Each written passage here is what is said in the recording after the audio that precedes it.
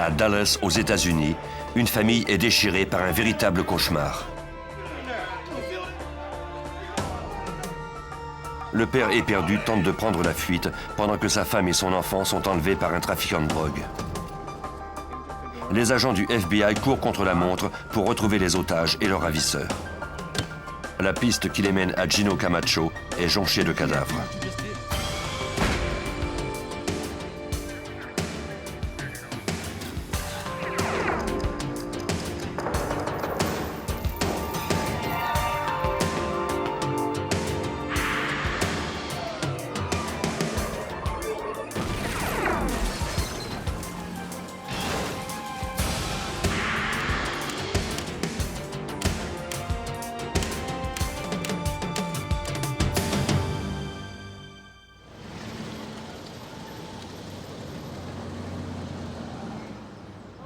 Au printemps de 1988, des trafiquants de drogue s'étaient infiltrés parmi la population du quartier ouvrier de Dallas. Par la suite, on nota une augmentation sensible des vols et des entrées par effraction. Certaines familles décidèrent de quitter le secteur pour Pleasant Grove, un quartier plus paisible. Sam Wright, sa femme Evelyn Banks et leur garçon Andre, âgé de 3 ans, trouvaient refuge dans une de ces rues bordées de maisons à véranda. Ici, les résidents du quartier se protégeaient entre eux. Dans la matinée du 20 mai 1988, un coup de feu retentit soudain dans le silence. À la stupéfaction d'une voisine, 4 hommes armés sortirent de la maison des Wright, entraînant la famille avec eux.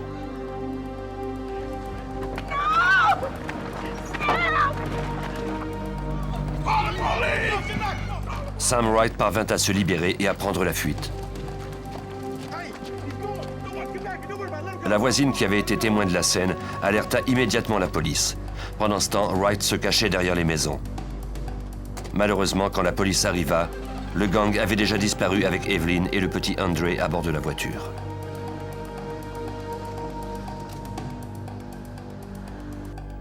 Le sergent Jerry King, du service des homicides de la police de Dallas, était alors détective. C'est lui qui répondit à l'appel. En arrivant, nous avons vu la maison à 2 étages. Pendant que nous nous dirigions vers la porte, nous avons remarqué qu'il y avait des barres anti-vol autour de l'entrée. La serrure avait été enlevée à même la porte. Ce qui était étrange, c'est que les détectives n'avaient toujours pas de nouvelles de Wright. Le mystère s'épaissit encore davantage lorsque les policiers entrèrent dans la maison. Un meurtre avait été commis. Le corps d'un jeune homme gisait face contre terre dans une mare de sang. On put l'identifier grâce à son permis de conduire. Il s'agissait de David Wilburn, 25 ans.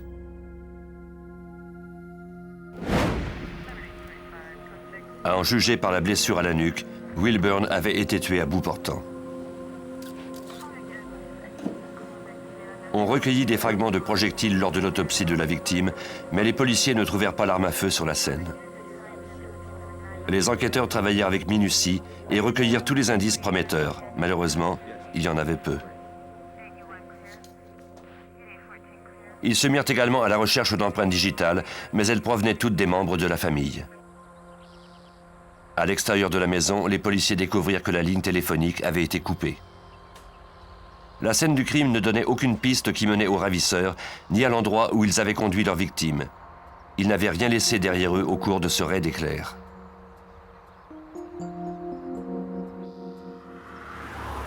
Les détectives interrogèrent la voisine qui avait alerté le service d'urgence en espérant qu'elle fournirait quelques réponses à leurs interrogations. Apparemment, Wilburn, le jeune homme trouvé mort sur la scène, était le neveu de Sam Wright. Elle ignorait pourquoi on l'avait exécuté.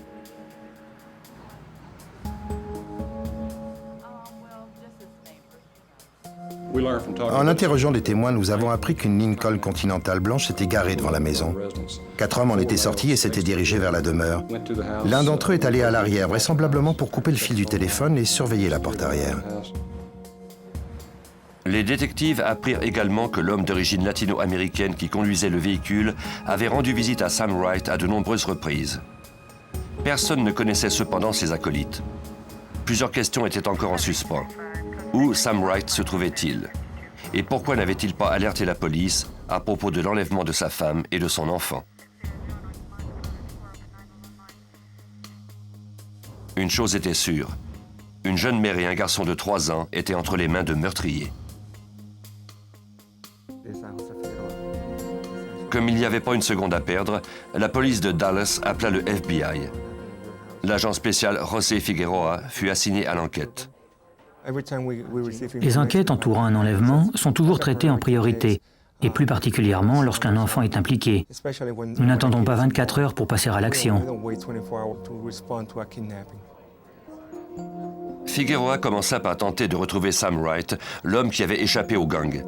Il découvrit que Wright était recherché depuis 3 ans suite à une affaire de drogue. Cela expliquait pourquoi il avait disparu sans demander l'aide de la police. Mais les agents du FBI avaient besoin de lui pour faire avancer l'enquête et venir en aide à sa femme et à son fils.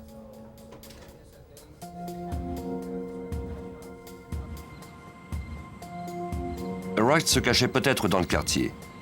Les agents ratissèrent les rues de Pleasant Grove et interrogèrent les voisins. Nous avons littéralement inondé le secteur de cartes de visite et nous avons interrogé tous les résidents.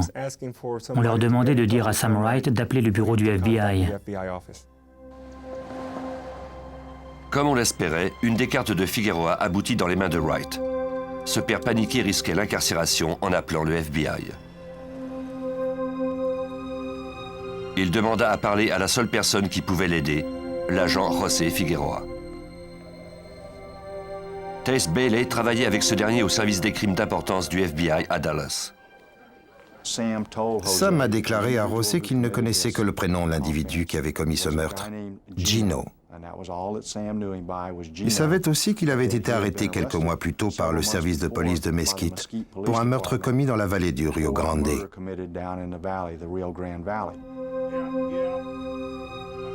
Sam Wright refusa de se présenter au bureau du FBI, mais promit de téléphoner à nouveau. Les agents avaient maintenant une piste. Nous nous sommes rendus au service de police de Mesquite et nous y avons rencontré le capitaine Larry Sprague. Larry savait exactement de qui nous parlions, qu'il s'agissait d'un certain Gino Camacho. Gino Camacho, 33 ans, était un trafiquant de drogue connu de la police qui faisait venir des cargaisons de marijuana distribuées ensuite sous la protection d'un petit groupe de gangsters. On savait également qu'il avait une petite amie du nom de Wanda Jackson.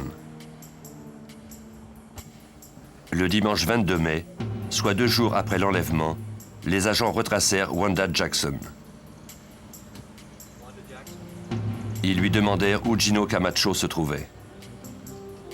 Elle déclara l'ignorer. Elle ne l'avait pas vu depuis quelques semaines. Les agents avaient l'intuition qu'elle mentait.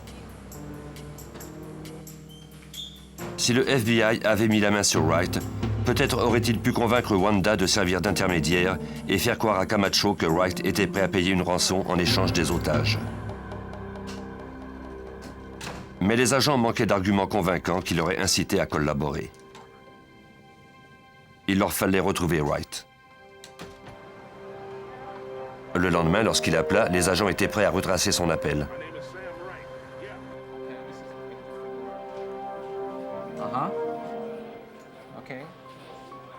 Une équipe d'agents se trouvait déjà dans le centre-ville, prête à l'arrêter. L'emplacement de la cabine téléphonique ayant été trouvé, l'information fut retransmise à l'équipe en place. Quand les agents trouvèrent Wright, ils parlaient au téléphone. Ils ne passèrent pas tout de suite à l'action.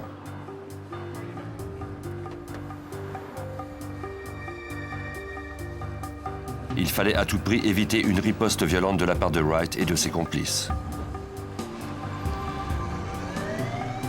Une fois qu'ils eurent constaté que Wright n'était accompagné que du conducteur de l'auto, ils passèrent à l'action. FBI, out of the car!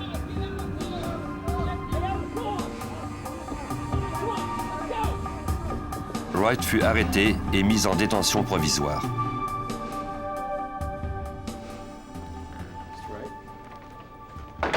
Les agents Bailey et Figueroa commencèrent à l'interroger. Wright raconta en détail les événements du 20 mai 1988. C'était le pire cauchemar d'un père de famille. Ce jour-là, il jouait avec son fils Andre. Sa femme Evelyn était assise seule au rez-de-chaussée. La famille était en deuil. La mère de Wright était morte depuis peu en Louisiane. Il attendait son neveu, David Wilburn, puis devait prendre la route pour se rendre aux funérailles. Wright surveillait l'arrivée de Wilburn pour lui ouvrir. Il était un fugitif. Il avait donc fait poser des barres anti-vol autour de l'entrée en pensant qu'elle les protégerait à la fois de la police et de ses violents associés. Mais ces barreaux ne faisaient pas le poids face à la colère de Gino Camacho. Sans avertissement, les 4 hommes firent irruption dans la maison, armés de fusils automatiques. Le passé de Sam Wright venait de le rattraper. Celui qu'il appelait Gino se mit à crier et à réclamer l'argent qu'on lui devait. Wright jura qu'il ne l'avait pas. Il lui demanda de les épargner. La colère de Gino ne fit qu'empirer. Au même moment, le neveu de Wright, David Wilburn, arriva. Il ne pouvait pas arriver à un pire moment. Malgré son imposante stature, les hommes de Gino le maîtrisaient rapidement. Wright parla de son neveu comme d'un homme tranquille qui n'aurait pas fait de mal à une mouche. Gino hurla qu'il n'entendait pas à rire. Pour le prouver, il plaça le canon de son revolver de calibre 357 sur la nuque de Wilburn. Une seconde plus tard, d'un seul coup de feu, il le tua. Impuissant, Wright vit son neveu s'affaisser au sol. Sam Wright désirait coopérer avec la police, mais il jura qu'il n'avait pas d'autres informations.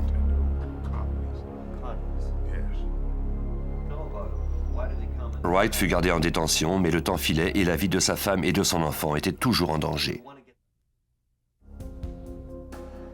La police de Dallas et le FBI organisèrent une campagne médiatique pour tenter de trouver des pistes dans la disparition d'Evelyn et Andre Banks. Les journaux et les stations de télévision diffusèrent des photos de Camacho. Les autorités demandaient au public de transmettre toute information sur les allées et venues du suspect.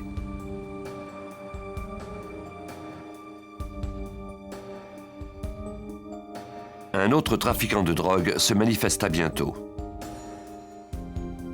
David Munoz appela le FBI. C'est l'agent Bailey qui lui répondit.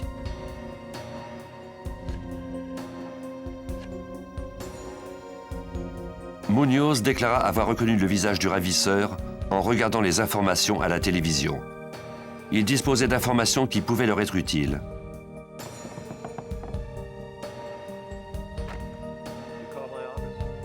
Il demanda à Bailey de venir le rencontrer dans un motel de Dallas tard le soir. Munoz déclara connaître les complices de Camacho. Il était même prêt à livrer Camacho au FBI, moyennant certaines conditions peu orthodoxes. Munoz espérait récupérer les sommes d'argent dues à Camacho, prendre sa place dans toutes les affaires qu'il menait, et il voulait que nous fermions les yeux. Nous avons refusé catégoriquement. Comme il était la seule piste, Bailey ne l'arrêta pas.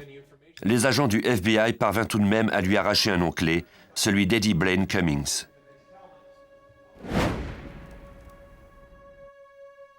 Dans le milieu, Cummings était connu sous le nom de Fast Eddie. Ce dernier avait un dossier criminel. Il avait été incarcéré en même temps que Gino Camacho pour possession illégale d'armes. Cummings était présentement en liberté conditionnelle. L'agent spécial Figueroa disposait maintenant de 2 noms, Gino Camacho et Cummings. Il fit le tour des boîtes de nuit. Camacho était le genre de type à traîner dans les bars érotiques du comté de Dallas. Nous avons donc visité tous les bars de la région.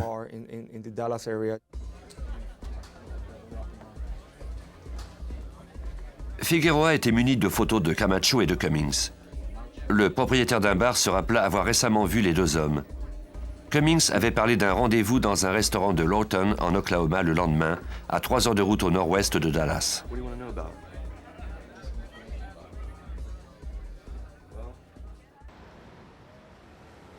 Une équipe de policiers se réunit dans le stationnement du restaurant en question le matin du 12 août 1988. Le plan consistait à attendre que Cummings sorte du restaurant achalandé et de l'isoler des autres clients. Les enquêteurs ne devaient pas le manquer. Fast Eddie était la personne qui les rapprochait le plus de Camacho. Dès que la porte s'ouvrit, l'équipe d'arrestation passa à l'action, arrêtant Cummings avant qu'il n'ait le temps de prendre la fuite. Un des complices de Camacho était maintenant en détention provisoire.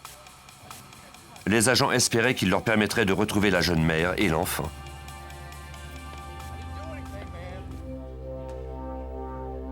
Au cours de son interrogatoire, Cummings jura n'avoir rien à voir avec l'enlèvement. Mais de guerre lasse, il finit par accepter de dire ce qu'il savait. Pour la première fois, nous avons appris exactement qui était impliqué. Il nous a donné les noms de tous les individus qui avaient participé à l'enlèvement.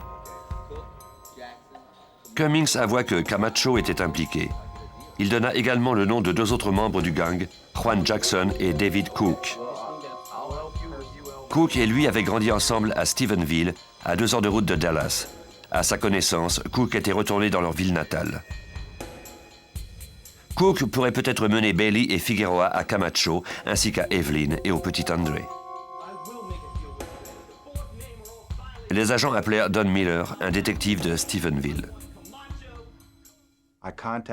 J'ai appelé Don Miller et je lui ai dit que nous avions le mandat d'arrêt de Cook pour un enlèvement. Je lui ai précisé que c'était une enquête très délicate et lui ai demandé d'être discret. L'objectif était qu'il retrouve Cook à Stephenville. Don m'a confié qu'il connaissait très bien David Cook, qu'il le connaissait même depuis toujours et que s'il se trouvait en ville, il n'aurait aucun mal à le retrouver. Le 15 août 1988, le détective Don Miller rappela l'agent Bailey. Miller avait trouvé le suspect en train de travailler à l'épicerie de sa famille. Le détective accepta de le garder en détention jusqu'à l'arrivée des agents. Miller mit Cook en garde. S'il savait la moindre chose, il ferait mieux de coopérer avec le FBI. Les agents se rendirent immédiatement à Stephenville. Ils espéraient que David Cook leur dirait où se trouvaient Camacho et ses otages avant qu'il ne soit trop tard. Il accepta d'aider les enquêteurs à condition que sa peine soit réduite. Après un interrogatoire de 2 jours, le FBI disposait d'un compte-rendu détaillé des événements du 20 mai. Le jour de l'enlèvement, Camacho était allé chercher Cook et 2 autres complices. Il leur avait dit qu'il comptait aller chercher une somme qui lui était due. Camacho avait donné à Sam Wright $20 000 de marijuana pour qu'il la revende. Ce dernier lui avait dit se l'être fait voler. Camacho jura qu'il recouvrerait son argent. Juan Jackson ouvrit un sac et distribua des armes à feu au groupe. Leur arsenal incluait des mitraillettes et le pistolet de calibre .357. Camacho ordonna à l'un de ses complices, Larry Merrill, de couper la ligne téléphonique à l'arrière de la maison. Personne ne pourrait appeler à l'aide. Juan Jackson coupa les barres anti-vol pendant que David Cook et Camacho faisaient le guet.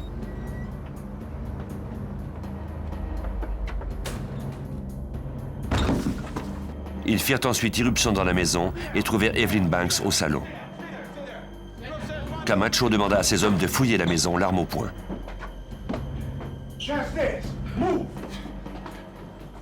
Les hommes réunirent la famille terrifiée dans le salon. Camacho était fou de rage.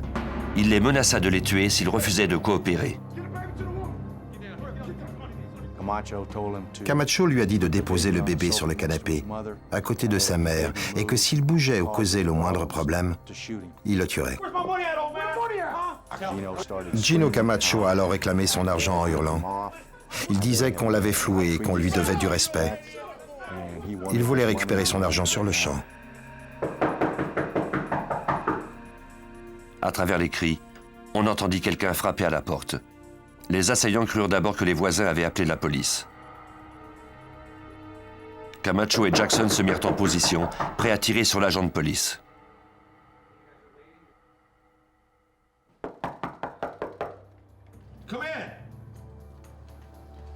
Lorsque David Wilburn entra, il fut immédiatement entouré par les hommes armés. Ils le poussèrent au sol sans qu'il n'oppose la moindre résistance. Camacho ordonna à Jackson de le tuer. Quand ce dernier hésita, Camacho se tourna vers Cook. En voyant que Cook refusait d'obtempérer, Camacho saisit l'arme de sa main et montra à tous qu'il n'entendait pas à rire.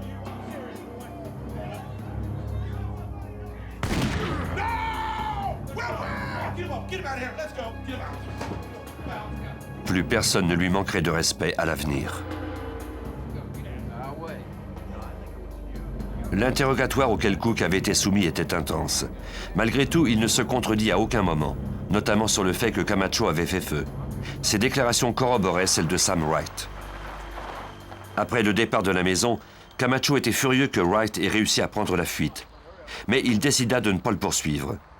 Bientôt, des agents de police arriveraient en force à Pleasant Grove. Camacho décida plutôt de se rendre à l'appartement de Cook, où il pourrait ensuite décider quoi faire. Il désirait faire le moins de vagues possible avec ses otages.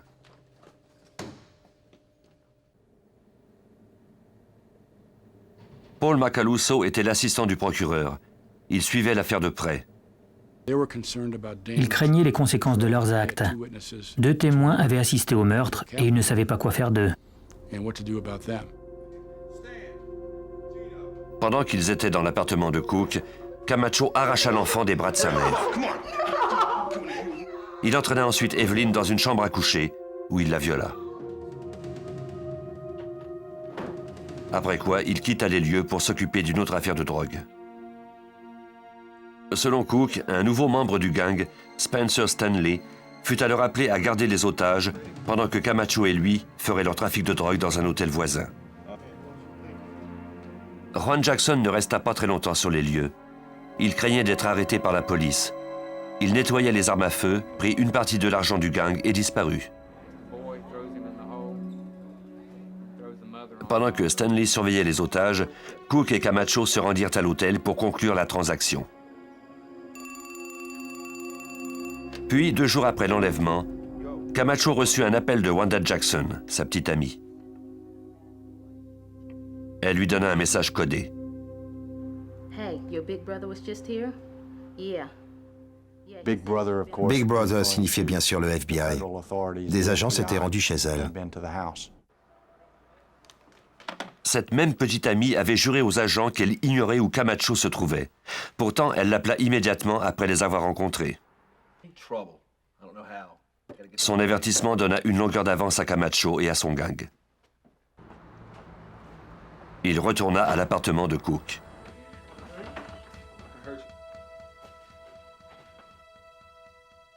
Il dit à Evelyn qu'il ne lui en voulait pas, mais que son mari lui devait de l'argent. Il lui promit de la libérer, elle et André, si elle jurait de ne rien dire à la police. Elle accepta.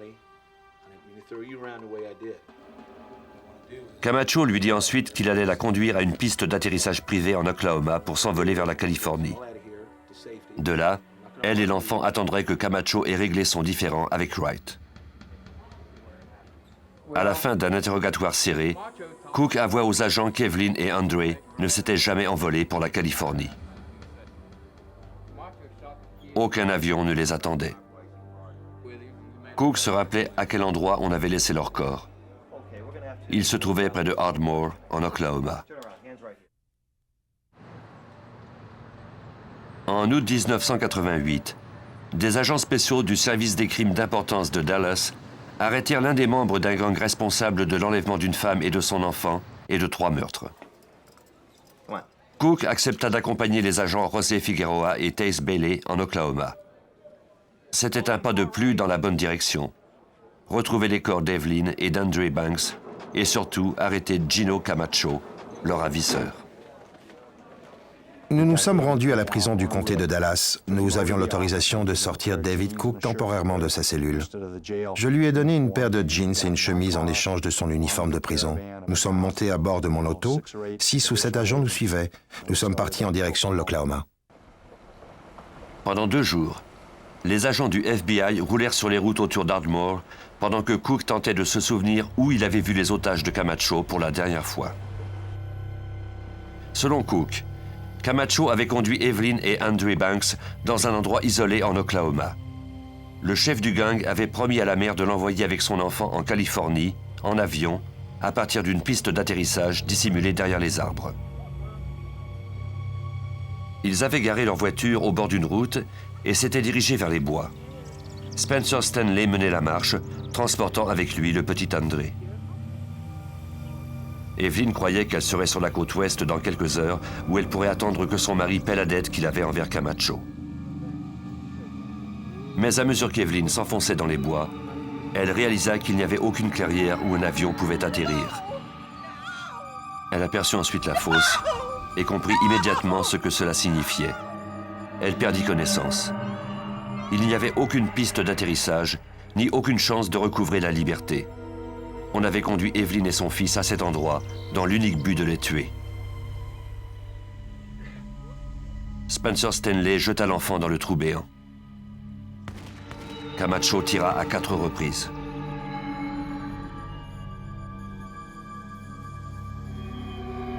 Puis ils jetèrent Evelyn par-dessus le corps de son enfant et tirèrent à nouveau. Evelyn Banks et son enfant de 3 ans furent tués le 23 mai 1988. Cook tentait de retrouver l'endroit où les meurtres avaient été commis. Les agents avaient presque perdu espoir quand Cook reconnut enfin le secteur. La recherche des victimes de Camacho débuta dans la chaleur torride de la fin d'été. Cette affaire d'enlèvement était devenue une affaire d'homicide. Camacho avait tué 3 personnes. Mais pour le prouver, les agents devaient absolument retrouver les corps.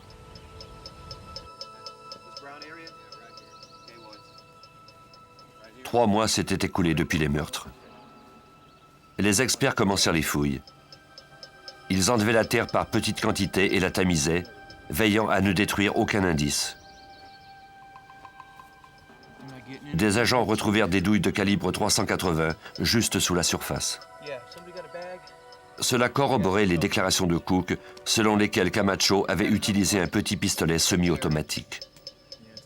Ils continuaient leur travail à un rythme désespérément lent. Et il ne faut pas oublier que nous étions à la fin août. Il faisait environ 35 degrés Celsius et 90% d'humidité. Nous étions entourés d'arbres et par conséquent à l'abri du vent. Nous n'avions pas d'air et nous avons dû creuser pendant à peu près 2 heures. Puis, l'un des experts heurta un objet dur. Il semblait creux. Il donna un autre coup et brisa une sorte de croûte. Une odeur pestilentielle s'échappa alors de la fosse. C'était l'horrible odeur de la décomposition humaine. Nous avons fait un saut hors du trou et sommes allés vers les buissons, où nous avons été pris de nausées. Il nous a ensuite fallu y retourner. Avant d'enterrer Evelyn et Andre, Camacho et ses hommes avaient recouvert leur corps de litière pour chat afin de dissimuler l'odeur de décomposition. L'argile contenue dans ce produit avait absorbé l'humidité des cadavres, puis formé une croûte dure et hermétique, ce qui avait réduit le rythme de la décomposition et par le fait même faciliterait l'examen des corps par autopsie. Cook conduisit ensuite les agents au lac Texoma qui se trouvait dans le même secteur et où, selon lui, les hommes s'étaient débarrassés de l'arme du crime. Une équipe de plongeurs du bureau du FBI de l'Oklahoma explora le fond du lac. Il y avait d'autres douilles de calibre 380. Ils trouvèrent enfin l'arme à feu. Les preuves contre Gino Camacho étaient accablantes et corroboraient les déclarations des témoins. Les agents du FBI espéraient faire inculper Camacho de 2 chefs d'enlèvement et de 3 meurtres. Mais ce dernier était toujours au large. Les agents apprirent qu'il avait fait une autre victime. Cette fois-ci, Camacho avait tourné sa colère vers une femme du nom de Pamela Miller. Les agents décidèrent d'enquêter à son sujet. Pamela Miller était danseuse érotique dans une boîte de nuit de Dallas. Elle avait rencontré Camacho et avait commencé à fréquenter son gang.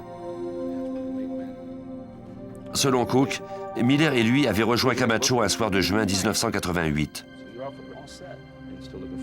3 semaines s'étaient écoulées seulement depuis que Camacho avait tué 3 personnes.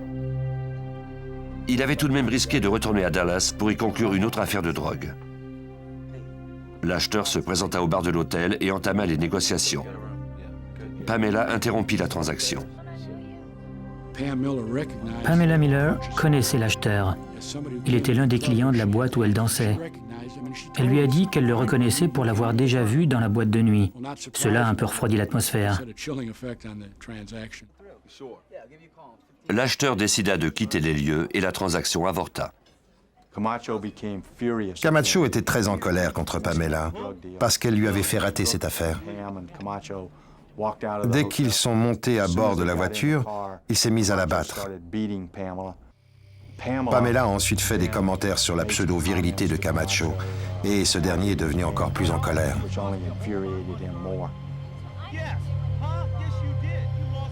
La rage de Camacho augmentait de plus en plus. Cook et Stanley connaissaient les conséquences de cette rage aveugle. Mais ils avaient peur d'intervenir.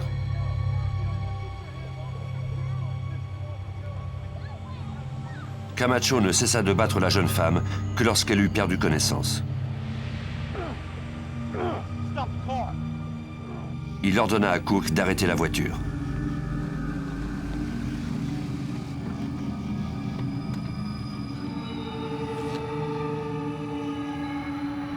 Il traîna le corps de la jeune femme sur la route, le plaça derrière le pneu arrière droit et ordonna à Cook de reculer.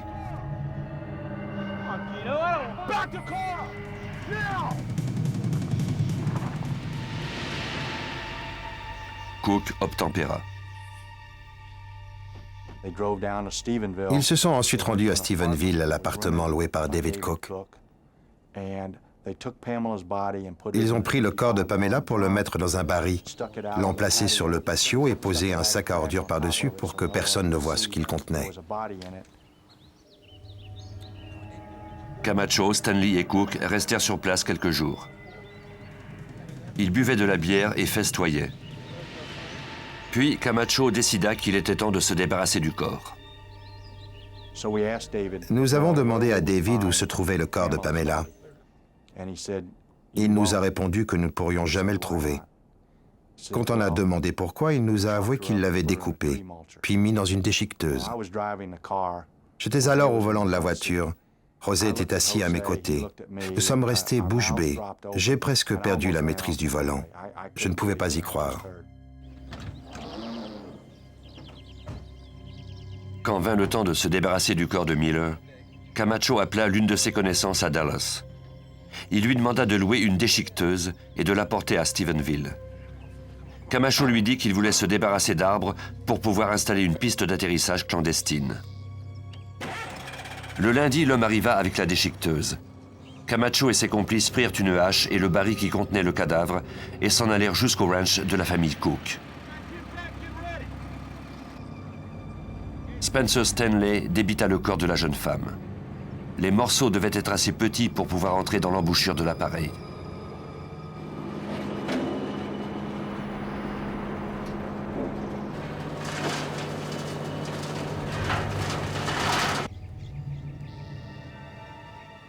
Cook mena les agents au ranch où ils avaient déchiqueté le corps.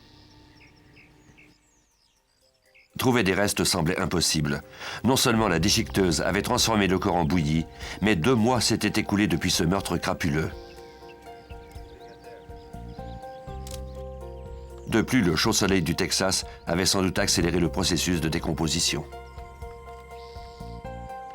Malgré tout, les agents devaient tenter de trouver quelque chose. Grâce aux informations données par Cook, ils évaluèrent la portée de l'appareil. Ils mirent au point un système de quadrillage du terrain et commencèrent à ratisser avec soin la scène. L'opération prit quelques heures mais porta fruit. Les agents trouvèrent des fragments d'os et des tissus humains.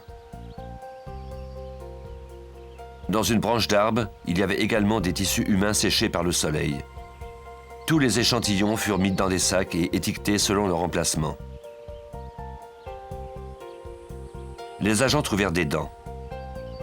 Une vérification du dossier dentaire de Pamela Miller leur permit de confirmer qu'il s'agissait bien d'elle. La découverte corroborait les aveux de Cook. Pamela Miller, 23 ans, avait été la 4e victime de Camacho en autant de semaines. Mais le meurtrier demeurait toujours introuvable, et il était une menace pour quiconque se trouvait sur sa route. L'enquête bénéficia alors d'un coup de chance. Les membres de la famille de Spencer Stanley, un des complices de Camacho, téléphonèrent au FBI. Ils apprirent aux agents que Stanley se terrait dans un parc à roulottes à Huntsville, dans l'Alabama. Une fois sur les lieux, les détectives apprirent de Stanley qu'il avait jeté le 357 que Camacho avait utilisé pour tuer David Wilburn dans les eaux du lac Hubbard, près de Dallas. Une équipe de plongeurs du FBI ratissa le fond du lac. L'arme était introuvable. Mais il y avait une douille de calibre 357 ainsi que plusieurs cartouches vierges. On envoya les projectiles reliés à l'affaire Camacho au service des matériaux et dispositifs de Washington pour procéder à une analyse par activation des neutrons.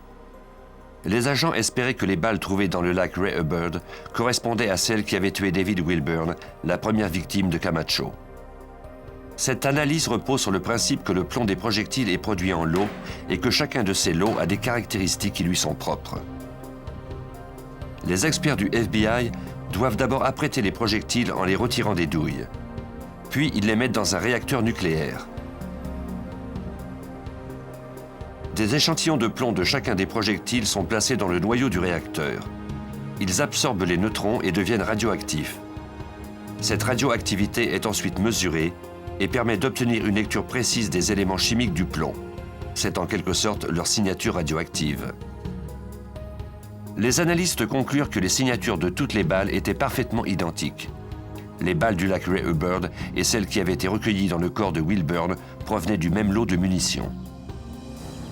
Les preuves contre Camacho continuaient à s'accumuler, même si les autorités ne l'avaient pas encore retrouvé.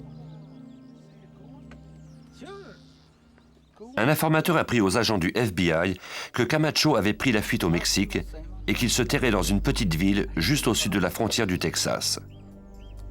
Les autorités américaines tentèrent de convaincre le Mexique de le faire arrêter et extrader aux États-Unis, mais les autorités mexicaines ne pouvaient intervenir. La ville où s'était réfugié Camacho était contrôlée par des narcotrafiquants lourdement armés. Si la police mexicaine tentait de procéder à une arrestation, les pertes seraient trop importantes. Les agents du FBI devaient trouver une autre façon pour faire comparaître ce criminel en justice. Au printemps de 1989, Camacho avait désespérément besoin de fonds. Il connaissait de nombreux fournisseurs au Mexique. Il ne lui restait plus qu'à trouver un acheteur du côté nord de la frontière, aux États-Unis.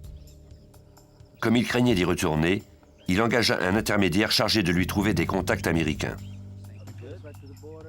L'intermédiaire de Camacho était en fait un informateur de l'agence américaine antidrogue.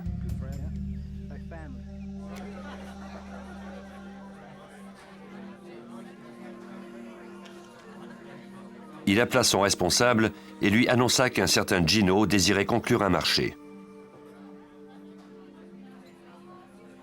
L'agent John Lunt de l'agence américaine travaillait à partir de Fort Worth au Texas. Il savait que Gino Camacho était recherché par le FBI. Comme il soupçonnait qu'il s'agissait du même homme, il encouragea son informateur à poursuivre les démarches.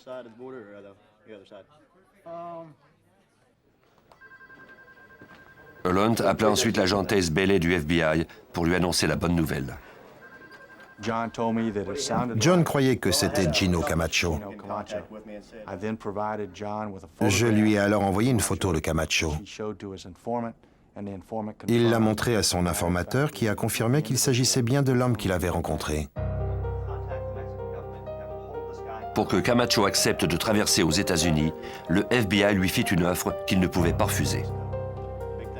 L'informateur dit à Camacho qu'un distributeur américain était à la recherche de l'équivalent de $1 million en marijuana. Le distributeur exigeait cependant de conclure le marché en personne. Il hésitait à transiger avec un individu qu'il n'avait jamais rencontré. Pour calmer les craintes du trafiquant d'entrer aux États-Unis, L'informateur lui dit que le distributeur était prêt à lui avancer la somme de 100 000 $ lorsqu'ils se rencontreraient dans la ville frontière de McAllen, au Texas. Le coup de filet présentait cependant quelques difficultés. Les agents devaient trouver une façon d'identifier rapidement le fugitif parmi les autres touristes qui traversaient la frontière. Pour que Camacho soit facile à identifier, l'informateur lui envoya des vêtements sous prétexte qu'ils permettraient au distributeur de le reconnaître. L'équipe chargée de l'arrêter devait se souvenir de sa tenue vestimentaire. Une chemise hawaïenne, des shorts bleus et une casquette de baseball à la visière verte. Camacho reçut les vêtements à l'appartement d'un ami où il allait souvent. Les agents n'étaient pas convaincus qu'un trafiquant de la trempe de Camacho tomberait si facilement dans le panneau. Nous n'avions qu'une chance. S'il se rendait compte que c'était une arnaque, l'informateur ne nous serait plus d'aucune utilité. De plus, il serait encore plus méfiant d'entreprendre une transaction risquée. Nous avons donc mis sur pied un plan d'arrestation très élaboré. Le jour de la transaction, les agents se mirent à sa recherche au poste frontière. Ils espéraient l'identifier grâce aux vêtements que l'informateur lui avait envoyés. L'équipe d'arrestation le reconnut enfin. Camacho ne s'aperçut pas que l'endroit était bondé d'agents déguisés en garde de sécurité, en touristes et en passants. Ces agents avaient tous mémorisé les vêtements et la photo du suspect.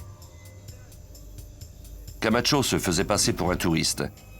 Il traversa le pont qui se rendait au Texas. Des agents du FBI déguisés en garde-frontière s'approchèrent de lui. Le fugitif était calme. Il donna un faux nom, Thomas Sanchez. Lorsque les agents lui demandèrent de montrer ses papiers, Camacho déclara qu'il n'en avait pas. Il était un simple touriste américain de retour d'un voyage d'1 jour au Mexique. Les agents lui demandèrent de les suivre à l'intérieur pour l'interroger. Camacho accepta sans opposer de résistance. Il croyait sans doute qu'il ne s'agissait que d'un malentendu. Il ignorait qu'il était déjà entre les mains du FBI. On conduisit Camacho au bureau de la patrouille et on prit ses empreintes digitales. Bailey le fit attendre 2 heures dans sa cellule. Pendant ce temps, les agents vérifiaient ses empreintes.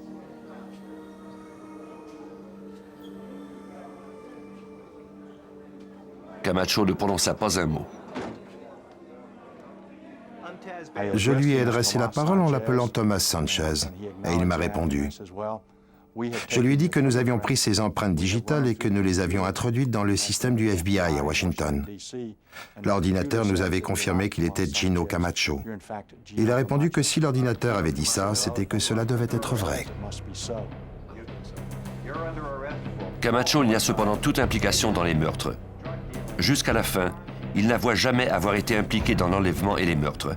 Il déclara qu'il était victime d'un coup monté orchestré par le FBI. La nouvelle de l'arrestation de Gino Camacho fit la une de tous les quotidiens du sud-ouest des États-Unis. De la frontière, il fut conduit à une cellule de Dallas County. Il fut accusé de port d'armes illégales, de complot pour enlèvement et de meurtre au premier degré. Camacho et ses complices comparurent devant les tribunaux. David Cook fut condamné à 24 ans d'emprisonnement pour sa participation au meurtre et à l'enlèvement. Spencer Stanley fut condamné à la prison à vie pour les 3 meurtres auxquels il avait participé. Juan Jackson fut également condamné à vie pour son implication. Fast Eddie Cummings et Larry Merrill écopèrent de 8 ans d'emprisonnement chacun. Sam Wright fut incarcéré pour la peine de prison qu'il avait méritée à l'époque et écopa d'années additionnelles pour avoir contrevenu à la loi. Quant à Camacho, les procureurs de l'État espéraient obtenir la peine capitale. L'assistant du procureur Paul Macaluso travaillait sur cette affaire. L'accusation était axée sur le fait qu'il y avait eu préméditation.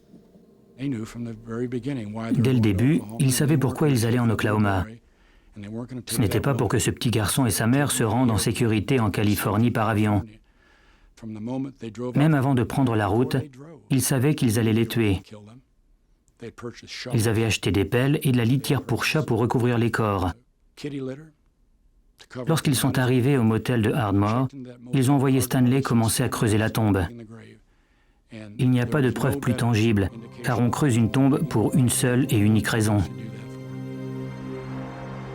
Au Texas, pour obtenir une condamnation à mort, on doit prouver qu'il y a eu préméditation et que l'accusé est une menace pour la société. Pour cette raison, Camacho fut d'abord jugé pour le crime sous la juridiction de l'État. Si le procès du gouvernement fédéral avait eu lieu d'abord, Camacho aurait été incarcéré, éliminant du même coup la menace qu'il représentait pour la société. Au cours de 2 procès, Gino Camacho fut trouvé coupable de meurtre et d'enlèvement. La sentence fut exécutée 10 ans après la mort de David Wilburn, d'Andre et d'Evelyn Banks et celle de Pamela Miller. Le 26 août 1998, Gino Camacho fut exécuté par injection.